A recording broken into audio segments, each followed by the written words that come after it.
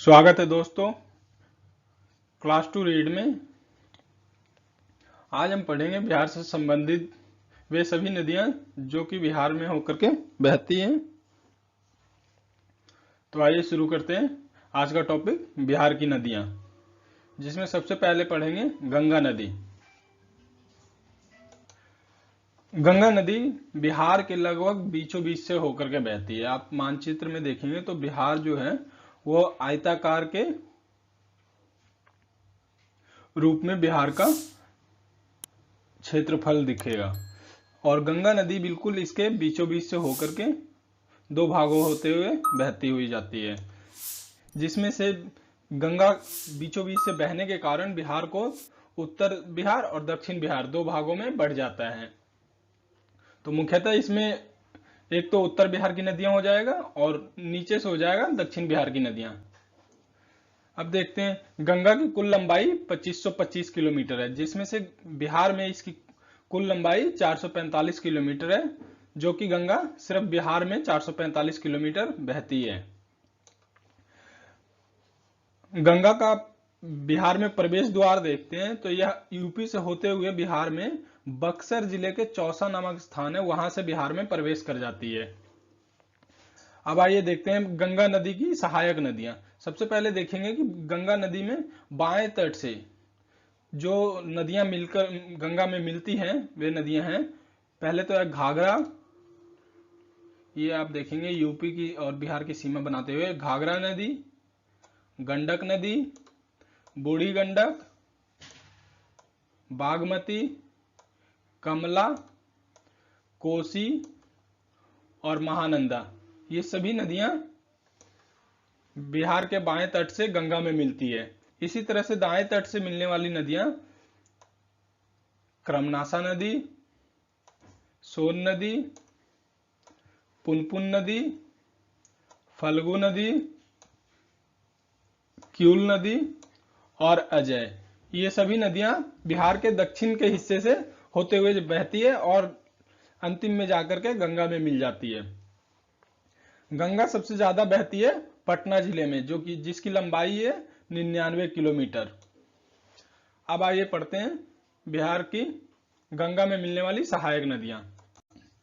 सबसे पहला है घाघरा नदी। घाघरा नदी को यूपी में सरयू नदी के नाम से भी जाना जाता है। इसका उद्गम स्थल नेपाल के नाम्या जगह है, वहीं से घाघरा नदी निकलती है। बिहार में इसकी लंबाई है 83 किलोमीटर। घाघरा नदी जो है आप मानचित्र में देखेंगे तो घाघरा नदी यूपी और बिहार दोनों से बहती है, इसलिए यूपी, ये आपका यूपी का क्षेत्र है, यूपी और बिहार की सीमा निर्धारित करता है। इसी तरह से यह यूपी से बहते हुए बिहार के छपरा जिले में गंगा के पास मिल जाती है। इसे घाघरा नदी को अन्य नाम लखनदेई और करनाली के नाम से भी जाना जाता है।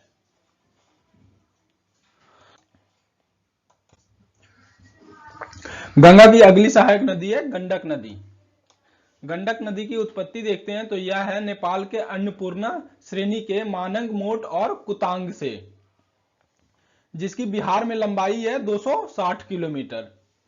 यदि इसका बिहार में प्रवेश देखते हैं, यह नदी नेपाल से बहते हुए बिहार में पश्चिमी चंपारण में भैंसा लोटन नामक एक जगह है, वहीं बिहार में यह प्रवेश करती है और यह सोनपुर में पहलेजा घाट जगह है, वहां पर आकर के गंगा नदी में मिल जाती है। इसी संगम पे, जहां पे गंगा और सोनपुर के पास मिलती है गंडक नदी, इसी संगम पे विश्व का प्रसिद्ध मेला है जिसे हरिहर क्षेत्र मेला या सोनपुर का मेला कहते हैं, हर वर्ष लगता है। नेपाल में गंडक नदी को गंडक नारायणी या गंडकी के नाम से भी जाना जाता है।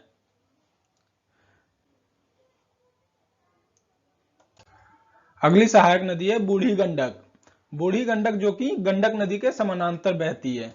आप मानचित्र में देखिए तो ये आपके गंडक नदी है और उसके जस्ट बाद बूढ़ी गंडक, जो कि गंडक नदी के समानांतर बहती है। इसकी एक विशेषता यह भी है कि उत्तर बिहार की सबसे तेज धारा की नदी है।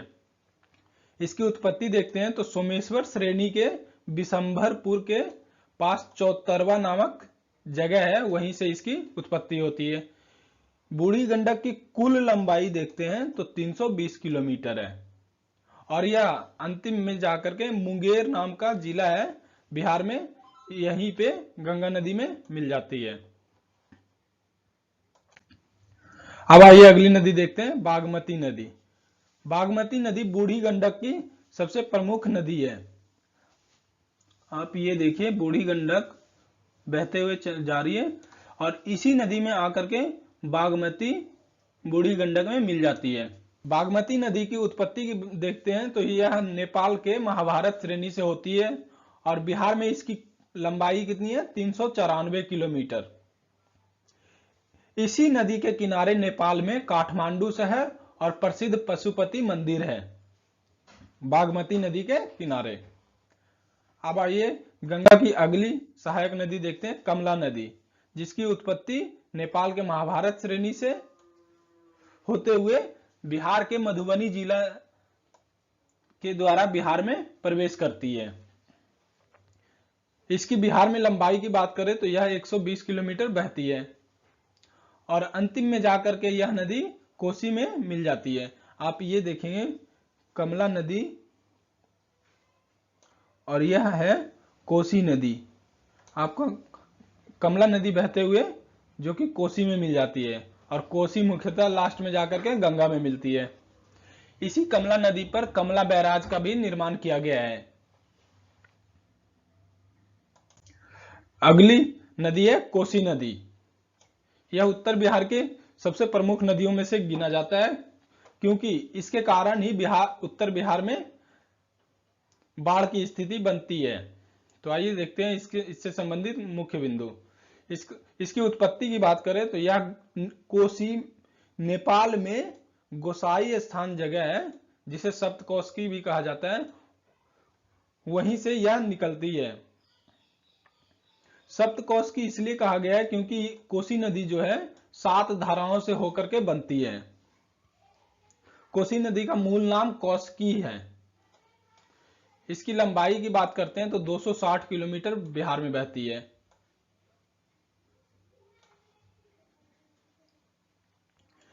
इसी नदी के कारण बिहार में हमेशा बाढ़ की स्थिति बन जाती है, जिसके कारण इसे बिहार का शोक भी कहा गया है। एग्जाम में कई बार पूछा गया है कि बिहार का शोक किस नदी को कहा जाता है, तो वह नदी है कोसी नदी। क्योंकि कोसी नदी जो है अपने मार्ग परिवर्तन के लिए बहुत प्रसिद्ध है और अंतिम में जाकर के ये कटिहार का जो जिला है वहां कुर्सेला के पास जाकर के गंगा में मिल जाती है। अब आइए उत्तर बिहार की अंतिम सहायक नदी महानंदा नदी। सबसे पहले यह देखते हैं महानंदा नदी यूपी, माफ कीजिएगा, बिहार और पश्चिम बंगाल की सीमा निर्धारित करती है। यह नदी आप देखेंगे मानचित्र में, इस साइड पूरब की दिशा में पश्चिम बंगाल है।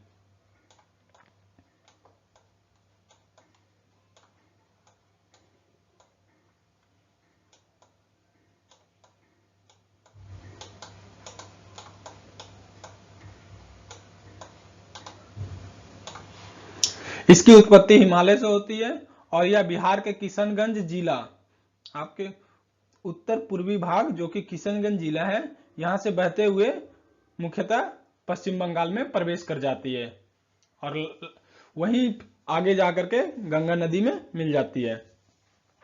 अब आइए इसी तरह से देखते हैं वे सभी नदियां जो कि दक्षिण बिहार में बहती हैं और अंतिम में जाकर के गंगा नदी में मिल जाती है। तो सबसे पहले नदी है क्रमनासा नदी। क्रमनासा नदी झारखंड से होते हुए बिहार में प्रवेश करती है, जो कि यह भी उत्तर प्रदेश और बिहार की सीमा निर्धारित करती है। इसका अर्थ देखते हैं तो इसे कर्म को नाश करने वाला कहा गया है और हिंदू धार्मिक मान्यता के अनुसार इस नदी को अपवित्र माना गया है। कर्मनासा नदी कैमूर में विंध्याचल की पहाड़ी से निकलती है और वहीं से बहते हुए यूपी होते हुए यह बिहार में प्रवेश करती है। और यह नदी चौसा के पास, जो कि बक्सर में जगह है, चौसा के पास जाकर के गंगा में मिल जाती है। इसकी कुल लंबाई देखते हैं तो 192 किलोमीटर है। इसी तरह से 3 नदियां जो कि यूपी बिहार की सीमा निर्धारित करती है, एक तो कर्मनाशा नदी हो गया, और हमने ऊपर पढ़ा था पहले घाघरा नदी, और एक गंडक नदी। ये 3 नदियां उत्तर प्रदेश और बिहार की सीमा निर्धारित करती है। अगली नदी है सोन नदी, जिसकी उत्पत्ति होती है मध्य प्रदेश के अमरकंटक चोटी से।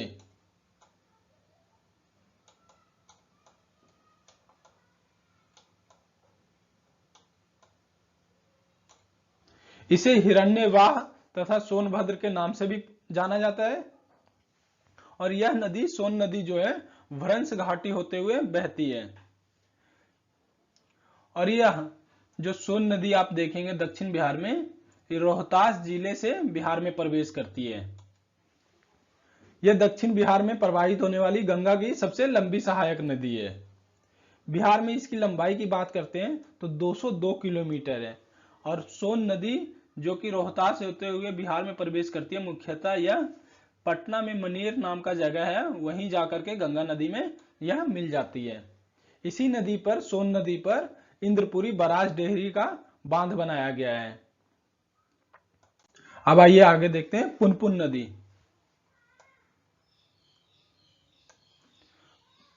पुनपुन नदी की उत्पत्ति झारखंड के पलामू जिले से होती है और यह बिहार में औरंगाबाद जिले से प्रवेश करती है।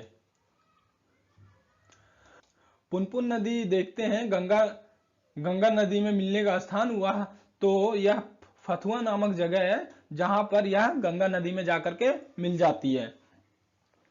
बीपीएससी के एग्जाम में सीधा क्वेश्चन पूछा गया था कि पुनपुन नदी गंगा में कहां मिलती है, तो वह स्थान था फथुआ। अगली नदी है फल्गु नदी। फल्गु नदी को निरंजना के नाम से भी जाना जाता है और यह निकलता है छोटा नागपुर के पठार से।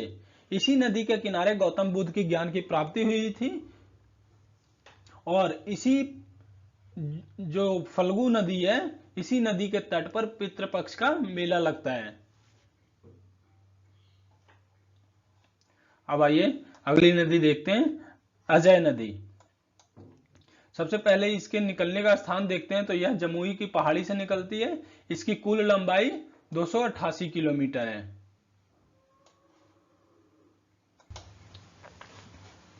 दोस्तों अब आगे देखते हैं बिहार के वे सभी नदियों जिन पर मुख्य परियोजनाएं बनाए गए हैं। तो सबसे पहले देख लेते हैं नहर और नदी। तो एक त्रिवेणी नहर है जो कि गंडक नदी पे बनाया गया है। तिरहुत नहर गंडक नदी,